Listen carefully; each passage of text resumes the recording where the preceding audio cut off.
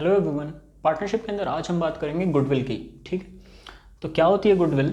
देखिए, गुडविल एक intangible asset होता है। इनटेंजिबल एसेट का मतलब क्या होता है? इनटेंजिबल एसेट मतलब वो एसेट्स जिनकी कोई फिजिकल एग्जिस्टेंस नहीं होती है। फिजिकल एग्जिस्टेंस ना होने का मतलब है आप उसको देख नहीं सकते, आप उसको टच नहीं कर सकते। ठीक है, तो गुडविल एक ऐसा एसेट है, वो एक इनटेंजिबल एसेट है जिसको आप देख नहीं सकते, ना ही आप उसको टच कर सकते हो। ठीक है, क्योंकि गुडविल की कोई फिजिकल एग्जिस्टेंस नहीं है, वो किसी फिजिकल फॉर्म में अवेलेबल नहीं है। अनलाइक मशीनरी, जैसे मशीनरी को आप टच कर सकते हो, देख सकते हो। ठीक है, क्योंकि वो एक टेंजिबल एसेट है। ठीक है, तो गुडविल एक इंटेंजिबल एसेट है।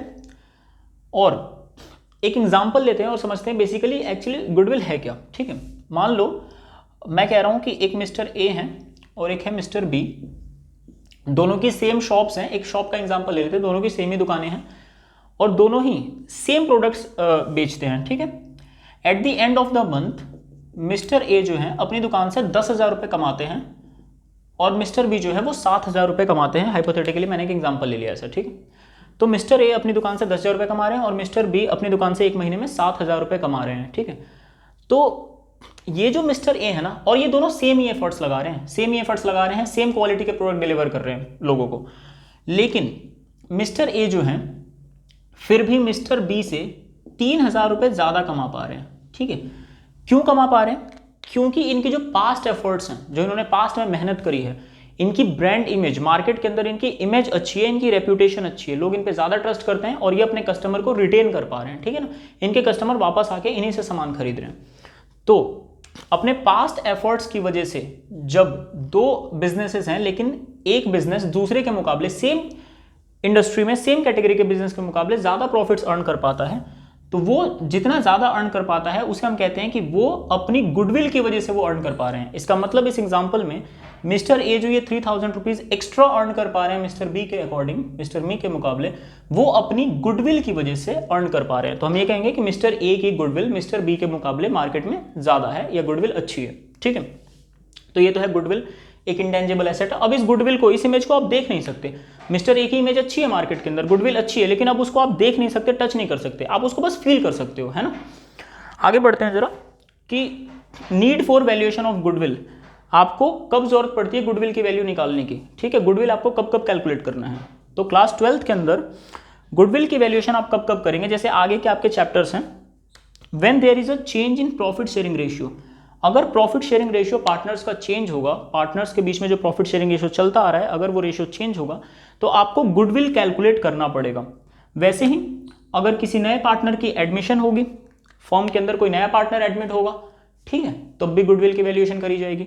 उसके अलावा जब कोई पार्टनर रिटायर होगा या कोई पार्टनर की डेथ हो जाएगी, तब भी गुडविल की वैल्यूएशन करनी होगी, वैल्यू निकालेंगे गुडविल की। ठीक है, अब आते हैं जरा आगे, क्लासिफिकेशन ऑफ गुडविल। गुडविल को आप दो पार्ट्स में क्लासिफाई कर सकते हो। दो तरीके की गुडविल होती है। ठीक है, पहला होता है परचेज्ड गुडविल और दूसरा होता है सेल्फ जनरेटेड गुडविल। ठीक है, तो नाम से क्या पता चल रहा है? परचेज्ड गुडविल, जो खरीदी गई है गुडविल। ठीक है, तो परचेज्ड गुडविल वो गुडविल होती है जो एक्वायर की गई है फॉर अ कंसिडरेशन। कंसिडरेशन का मतलब है कुछ बदले में देना। ठीक है, तो वो गुडविल जो आपने खरीदी है, अब कंसिडरेशन जो है वो कैश भी हो सकता है और काइंड भी हो सकता है। मतलब आप नगद कैश देके गुडविल खरीदो या फिर इन काइंड का मतलब है कुछ सामान, कुछ एसेट्स देके खरीदो। तो जो भी है आपने कुछ दे के, बदले में कुछ दे के खरीदा है, कैश या काइंड, तो उसे कहेंगे परचेज्ड गुडविल। जैसे मैं आपको एक एग्जांपल दूं, मान लीजिए मिस्टर कोई है आपके पास, फिर से एक मिस्टर ए मान लेते हैं, एक मिस्टर बी। अब मिस्टर ए चाहते हैं कि मिस्टर बी का बिजनेस खरीद लें। वो मिस्टर बी के बिजनेस में जो एसेट्स हैं वो सपोज 20 लाख रुपए की हैं और मिस्टर बी के बिजनेस में जो लायबिलिटीज हैं सपोज 12 लाख रुपए की हैं। ठीक है, अब मिस्टर ए चाहते हैं कि मिस्टर बी का ये वाला बिजनेस ना खरीद लिया जाए, जिसमें 20 लाख की एसेट्स हैं और 12 लाख रुपए की लायबिलिटीज हैं। तो हम क्या देखेंगे? हम देखेंगे नेट एसेट्स की वैल्यू। नेट एसेट्स क्या होता है? एसेट्स माइनस लायबिलिटीज की एग्जैक्टली कितना पे करना होगा। 20 लाख रुपए में से 12 लाख रुपए घटाओ तो 8 लाख रुपए बनते हैं। तो 8 लाख रुपीज नेट एसेट्स की वैल्यू है मिस्टर बी के बिजनेस की। ठीक है, तो मिस्टर बी का जो बिजनेस है उसमें नेट एसेट्स 8 लाख की है। तो मिस्टर ए अगर इसको खरीदना चाहते हैं तो कायदे से वो जो परचेज कंसिडरेशन मतलब जो बदले में उन्हें पे करना चाहिए वो पे करना चाहिए 8 लाख रुपीस। लेकिन मैं मान लेता हूं कि मिस्टर ए ने 10 लाख रुपए दिए मिस्टर बी के इस बिजनेस को खरीदने के लिए, ठीक है। अब नेट एसेट्स तो 8 लाख की है, 8 लाख से कितना ज्यादा पे करा मिस्टर ए ने मिस्टर बी को? उन्होंने 10 लाख रुपए पे करे, जबकि नेट एसेट्स 8 लाख रुपए की थी। तो 2 लाख रुपए ज्यादा पे कर दिया मिस्टर ए ने मिस्टर बी को उनका बिजनेस खरीदने के लिए। ऐसा इसलिए करा क्योंकि मिस्टर बी की जो गुडविल है, जो कि क्योंकि उसकी फिजिकल एग्जिस्टेंस नहीं होती, वो यहां पर है भी नहीं एसेट्स और लाइबिलिटीज के बीच में, ठीक है। तो उनकी जो गुडविल है वो 2 लाख रुपए की है। वो गुडविल जो वो 8 लाख रुपए के बदले 8 लाख रुपए के नेट एसेट्स खरीद के 10 लाख दे रहे हैं, वो जो 2,000 रुपए एक्स्ट्रा पे कर रहे हैं वो उनकी गुडविल खरीदने के लिए पे कर रहे हैं, ठीक है। तो इस केस में क्या होगा, मिस्टर बी के बिजनेस की जो गुडविल है, जो वैल्यू है वो 2 लाख रुपए है, और मिस्टर ए जो पे कर रहे हैं 10 लाख, वो इसलिए पे कर रहे हैं क्योंकि 8 लाख रुपए के नेट एसेट्स हैं प्लस 2 लाख रुपए की गुडविल खरीद रहे हैं वो, ठीक है। तो इसे कहते हैं परचेज्ड गुडविल, ठीक है। उसके बाद आते हैं जरा सेल्फ जनरेटेड गुडविल के ऊपर। सेल्फ जनरेटेड गुडविल नाम से क्या पता चल रहा है, वो गुडविल जो इंटरनली जनरेट हुई है, खुद से, आपने उसको एक्वायर नहीं किया, परचेज नहीं किया, ठीक है, खुद मेहनत करके जनरेट करी है। जैसे आपका पास्ट परफॉर्मेंस, अगर आप पहले से अच्छा काम कर रहे हैं, आप अच्छी क्वालिटी के प्रोडक्ट्स डिलीवर करते हैं, आपका कस्टमर रिलेशन अच्छा है, ठीक है, लोगों से आपकी बिहेवियर जो है वो अच्छा है, आपका आफ्टर सेल सर्विस अच्छा है, तो इन सब चीज़ों की वजह से क्या होता है, आपकी एक रेप्यूटेशन बन जाती है मार्केट के अंदर, आपकी एक इमेज क्रिएट हो जाती है बहुत अच्छी, जिसकी वजह से आप ज़्यादा प्रॉफिट्स अर्न कर पाते हैं, ठीक है, क्योंकि आपका बिहेवियर अच्छा है, रेप्यूटेशन अच्छी है।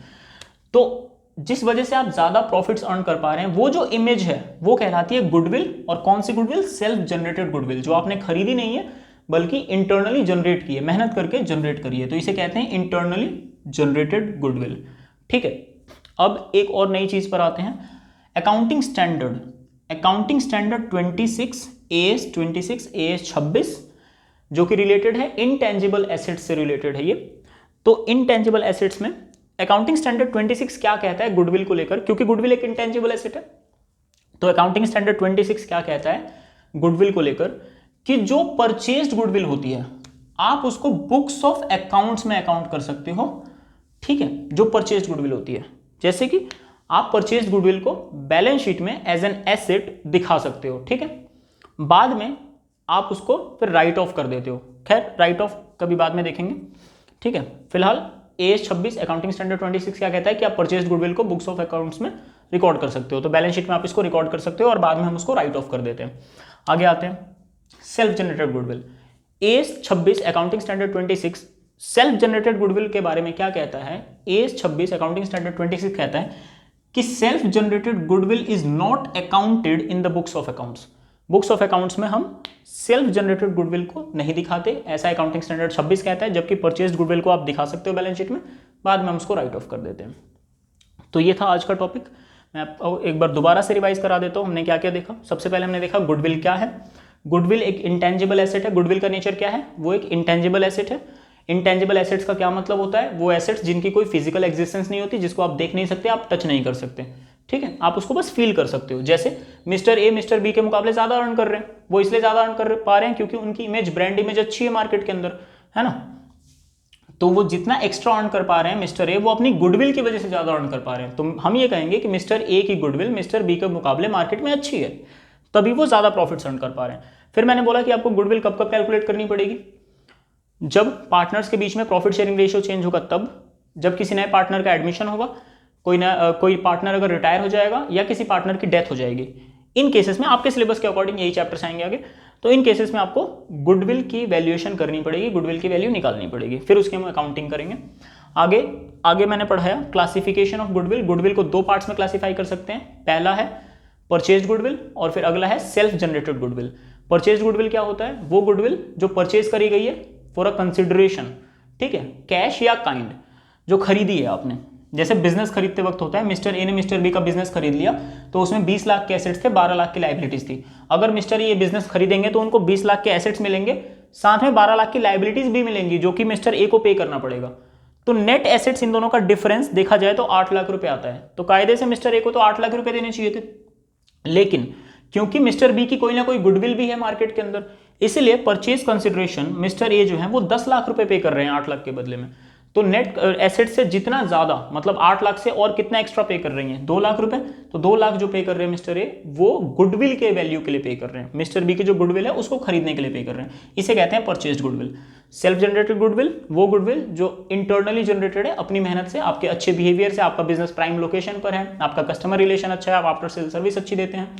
तो इन सब चीज़ों से जो जनरेट हो जाती है, जिसकी वजह से आप मार्केट में आपका एक अच्छा नाम बन जाता है और आप अच्छा प्रॉफिट अर्न कर पाते हैं, उसे सेल्फ जनरेटेड गुडविल कहता है, उसके कहते हैं। उसके बाद मैंने बताया अकाउंटिंग स्टैंडर्ड 26 जो कि रिलेटेड है इंटेंजिबल एसेट से। क्या कहता है ये कहता है कि आप परचेज्ड गुडविल को बुक्स ऑफ अकाउंट्स में रिकॉर्ड कर सकते हैं, बैलेंस शीट में आप एज एन एसेट दिखा सकते हैं परचेज्ड गुडविल को, बाद में हम उसको राइट ऑफ कर देते हैं, और सेल्फ जनरेटेड गुडविल को आप बुक्स ऑफ अकाउंट्स में नहीं रिकॉर्ड करते। ठीक है, तो ये था आज का टॉपिक। ठीक है, थैंक यू।